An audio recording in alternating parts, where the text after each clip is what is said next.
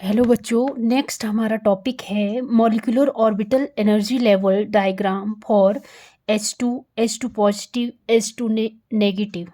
ठीक है, तो इसके लिए हमने हाइड्रोजन जो मॉलिक्यूल्स हैं या आयंस हैं उनके लिए हमें क्या बनाना है, अब एनर्जी लेवल डायग्राम बनाना है। तो फर्स्ट केस जैसे हाइड्रोजन का लेते हैं हम। हाइड्रोजन का एटॉमिक नंबर होता है 1। जब हाइड्रोजन मॉलिक्यूल बन जाता है, मतलब दो है, एक हाइड्रोजन में 1, एक हाइड्रोजन में 1, तो टोटल इलेक्ट्रॉन कितने हो गए इसमें 2। तो हाइड्रोजन में कितने इलेक्ट्रॉन होते हैं 2 इलेक्ट्रॉन। ठीक है, वैसे ही H2 पॉजिटिव मतलब हाइड्रोजन में 2 इलेक्ट्रॉन।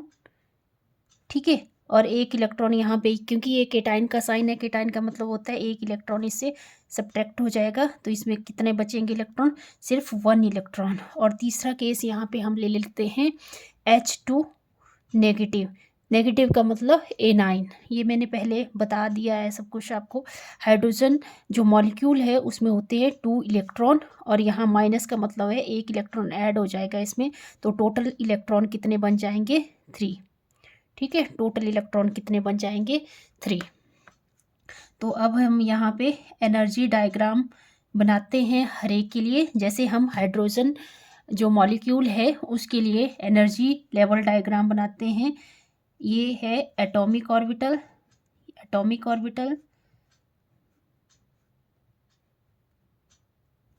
ऐसे।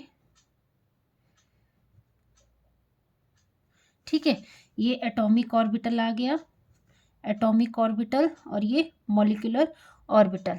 ठीक है, मॉलिक्यूलर ऑर्बिटल किसके लिए आया, ये मॉलिक्यूलर ऑर्बिटल H2 के लिए, H2 मॉलिक्यूल के लिए। तो हमें पता है 2 इलेक्ट्रॉन फील करने हैं इसमें, तो एक एटॉमिक ऑर्बिटल में 1 इलेक्ट्रॉन और दूसरे एटॉमिक ऑर्बिटल में भी 1 इलेक्ट्रॉन। टोटल कितने इलेक्ट्रॉन हो गए 2 इलेक्ट्रॉन। तो यहाँ पे हमने फील कर देने, ये इसको बोलेंगे हम sigma 1s bonding molecular orbital, और सिग्मा स्टार 1s इसको बोलेंगे एंटी बॉन्डिंग मॉलिक्यूलर ऑर्बिटल। ठीक है, तो ये बना energy level diagram for hydrogen. वैसे ही हम एनर्जी लेवल डायग्राम किसके लिए बनाएंगे, अब H2 पॉजिटिव के लिए बनाएंगे, मतलब 1 इलेक्ट्रॉन के लिए। ये एटॉमिक ऑर्बिटल,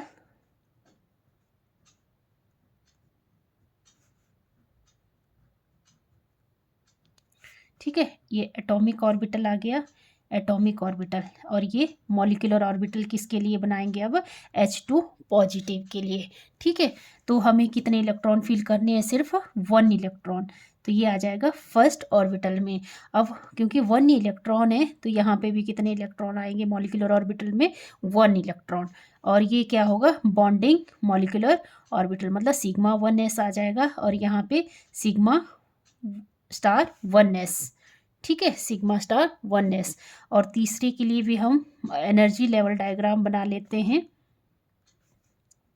ऊपर की साइड को एनर्जी क्या होती है, इंक्रीज होती जाती है, ये तो आपको पता ही है। तो ये बन गए एटॉमिक ऑर्बिटल, ये बन गए मॉलिक्यूलर ऑर्बिटल। ठीक है, ये आ गया एटॉमिक ऑर्बिटल, एटॉमिक ऑर्बिटल। यहाँ पे आ जाएंगे मॉलिक्यूलर ऑर्बिटल किसके लिए, H2 नेगेटिव के लिए। ठीक है, H2 नेगेटिव का मतलब है A9। ओके, तो हम अब यहाँ पे 3 इलेक्ट्रॉन फील करने हैं, मतलब फर्स्ट ऑर्बिटल में 1 इलेक्ट्रॉन, और जो सेकंड ऑर्बिटल है, क्योंकि यहाँ है 2 नेगेटिव का क्या मतलब बन जाएगा, हाइड्रोजन H नेगेटिव, मतलब हाइड्रोजन का एटॉमिक नंबर 1, अगर H नेगेटिव का मतलब होता है कि इसमें 1 ऐड हो जाएगा, मतलब 2 electron. H negative atomic orbital for H negative, तो यहाँ आ जाएंगे 2 इलेक्ट्रॉन। ठीक है, फिल कर देंगे, टोटल बने 3 इलेक्ट्रॉन। तो पहले सिंगल बॉन्ड सिंगल पेयर कर दिए, और ये आ गया डबल। ठीक है, तो ये बना हमारा energy level diagram for H2 negative. अब दूसरा हमने एनर्जी लेवल डायग्राम बना लिए। दूसरा काम है हमारा बॉन्ड ऑर्डर निकालने का। सभी के लिए हमें बॉन्ड ऑर्डर निकालने हैं। तो फर्स्ट जैसे हाइड्रोजन के लिए बॉन्ड ऑर्डर निकालोगे तो हमें पता है formula half NB minus NA। NB होता है number of electron present in bonding orbital और number of electron present in anti bonding orbital. तो हाइड्रोजन के लिए देखो यहाँ पे तो बॉन्डिंग में तो 2 प्रेजेंट हैं पर एंटी बॉन्डिंग में 0 प्रेजेंट हैं। ठीक है, तो 2 माइनस 0 और 1/2, 2 से 2 कैंसिल हो जाएगा। तो बॉन्ड ऑर्डर क्या आ जाएगा, H2 हाइड्रोजन मॉलिक्यूल के लिए 1। ठीक है, वैसे ही यहाँ पे भी फिल करेंगे NB माइनस NA।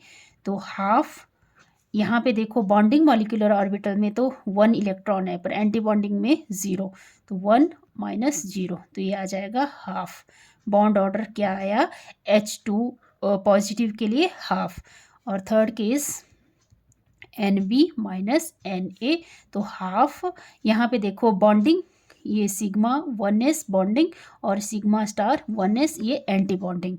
तो बॉन्डिंग में 2 इलेक्ट्रॉन आ गए और एंटी बॉन्डिंग में 1 इलेक्ट्रॉन। तो ये हाफ और 2 में से 1 गया 1, तो ये हाफ ही बचा। बॉन्ड ऑर्डर क्या बना इसके लिए, H2 नेगेटिव के लिए 1। अब हमें इसमें ये बताना है, देखो अगर मैंने बताया था अब करेक्टर बताना है, इसका नेचर बताना है कि क्या नेचर है। यहाँ पे देखो 2 इलेक्ट्रॉन प्रेजेंट है, पेयरिंग हो रही है, मतलब पेयरिंग इलेक्ट्रॉन है, पेयर इलेक्ट्रॉन है, तो ये डायमैग्नेटिक नेचर का होगा, डायमैग्नेटिक नेचर का होगा। ठीक है, दूसरा ये इसके लिए H2 पॉजिटिव के लिए, H2 पॉजिटिव के लिए देखो यहाँ पे ये है बॉन्डिंग मॉलिक्यूलर ऑर्बिटल और ये एंटी बॉन्डिंग ऑर्बिटल। यहाँ पे क्या है, 1 इलेक्ट्रॉन प्रेजेंट है, मतलब कोई पेयरिंग नहीं है, तो अनपेयर इलेक्ट्रॉन प्रेजेंट है, इसका मतलब ये पैरामैग्नेटिक नेचर का है। ठीक है, पैरामैग्नेटिक नेचर का है। और तीसरा केस देखो H2 नेगेटिव के लिए, तो यहाँ पे देखो कौन सा है, ये देखो यहाँ पे 2 इलेक्ट्रॉन तो बॉन्डिंग में प्रेजेंट है और एक एंटी बॉन्डिंग में प्रेजेंट है। तो यहाँ पे अनपेयर्ड इलेक्ट्रॉन है ना, तो ये अनपेयर्ड का मतलब है पेयरिंग नहीं है, तो ये पैरामैग्नेटिक नेचर के होंगे, पैरामैग्नेटिक नेचर। ठीक है, तो ये लग गया आपको पता। तीसरा है, अब हमें इसकी इन सबकी स्टेबिलिटी बतानी है कि किसकी कौन ज़्यादा स्टेबल है, H2 नेगेटिव, H2 पॉजिटिव या H2 है, हाइड्रोजन मॉलिक्यूल है, हाइड्रोजन केटाइन मॉलिक्यूल है या हाइड्रोजन इनाइन मॉलिक्यूल है, इसमें कौन सा स्टेबल है। तो हमें यहाँ से तो पता लग गया क्योंकि बॉन्ड ऑर्डर सबसे ज़्यादा किसका है, H2 के लिए, तो इसकी स्टेबिलिटी तो हमें पता लग गया कि हाइड्रोजन क्या है, सबसे ज़्यादा स्टेबल है। अब हम इन दोनों में कंफ्यूज हैं कि किसकी ज़्यादा स्टेबिलिटी होगी। ठीक है, तो जो H2 मॉलिक्यूल है इसकी ज़्यादा स्टेबिलिटी होगी और H2 नेगेटिव की कम स्टेबिलिटी होगी। क्यों होगी, क्योंकि देखो यहाँ पे जो H2 नेगेटिव है, H2 नेगेटिव का जब हमने एनर्जी लेवल डायग्राम बनाया तो यहाँ पे देखो, यहाँ पे क्या है, 1 जो इलेक्ट्रॉन है वो एंटी बॉन्डिंग ऑर्बिटल में प्रेजेंट है, जिसकी वजह से क्या हो रही है, यहाँ पे रिपल्सन हो रही है, रिपल्सन की वजह से ये स्टेबिलिटी डिक्रीज हो रही है। ठीक है, तो हम क्या लिख सकते हैं, हाइड्रोजन का रीज़न, H2 नेगेटिव का रीज़न कि H2 contain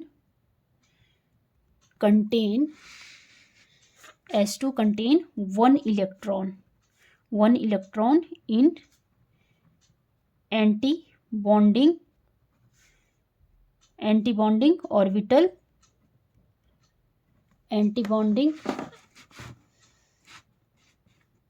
orbital, which result in repulsion,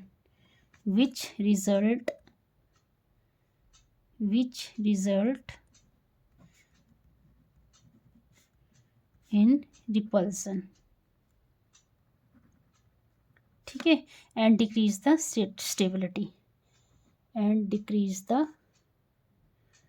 stability,